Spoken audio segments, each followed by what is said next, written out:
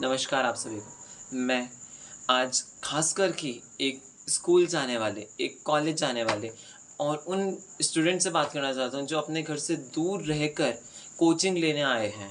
अपने घर से बहुत दूर हैं, उनके माँ-बाप उन लोगों को किसी उम्मीद से भेज रहे हैं कि वो कुछ कर सकेंगे।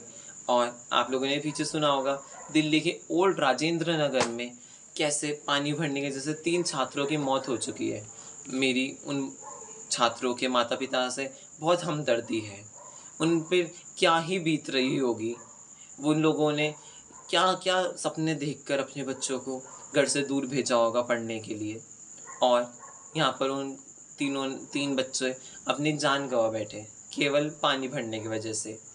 वहाँ पर लाइब्रेरी में बताया गया कि 2.5 से 3 मिनट के अंदर-अंदर 12 फीट पानी भर गया और आने-जाने के लिए या फिर अंदर और बाहर आने के लिए केवल एक ही द्वार था, वो भी इलेक्ट्रिक थंबप्रिंट से चलता था, फिंगरप्रिंट से। तो मुझे नहीं लगता इतनी आवश्यकता है इतनी आधुनिकता की। पहले भी लाइब्रेरियाँ हुआ करती थी, पहले भी इंस्टीट्यूट्स होते थे, पहले भी लोग पढ़ते थे, तब तो इन सब की ज़रूरत नहीं पड़ी। तो आज कैसे इन सब की ज़रूरत पड़ गई? मैं भी एक स्टूडेंट हूँ, मैं भी कॉलेज जाता हूँ। अगर मैं आने में 5 मिनट भी लेट हो जाता हूँ ना, तो रास्ते में ही फ़ोन आ जाता है मेरे माता-पिता का। उन्हें चिंता हो जाती है कि आज क्या हो गया कि ये अब तक घर नहीं आया।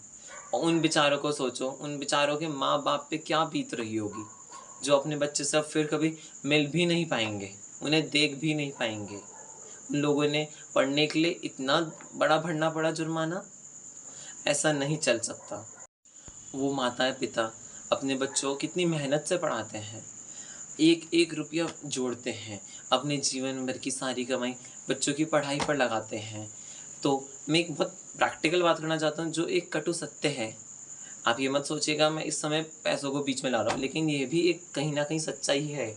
उन बेचारे माता-पिताओं ने अपने बच्चों पे क्या कुछ नहीं करा, अपने जीवन भर की सारी कमाई उन पर लगा दी और आखिरी में क्या हुआ? ना उनका बच्चा बच पाया, ना उनके पैसे बच पाए, कुछ भी नहीं हुआ। अब बेचारे खाली हाथ हैं, इस समय उनके हाथ में कुछ भी नहीं है। तो मैं आप लोगों से चाहता हूँ कि आप ऐसे हादसों से बच के रहें और ऐसा कुछ पहली बार नहीं हो रहा है। ये पहले भी गुजरात में एक इंस्टीट्यूट में आग लग गई थी, वहाँ पर भी स्टूडेंट्स मारे गए। दिल्ली में पहले भी ऐसा हुआ है और ना जाने किन-किन जगहों पर इंस्टीट्यूट्स में ऐसा हुआ है।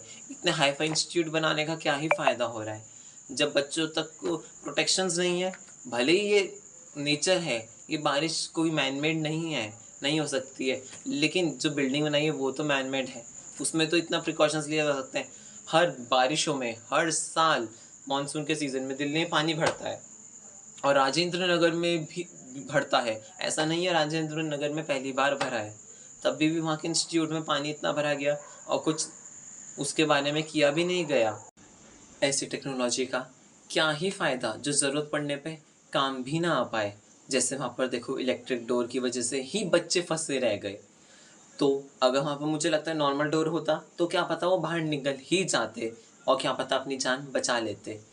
अगर मुझे कहीं कोचिंग लेने जाना पड़ता है या फिर इन फ्यूचर किसी भी चीज़ की वजह से मुझे बाहर जाना पड़ता है, किसी इंस्टीट्यूट में पढ़ना पड़ता है, तो मैं उसके लिए 100 बार सोचूँगा।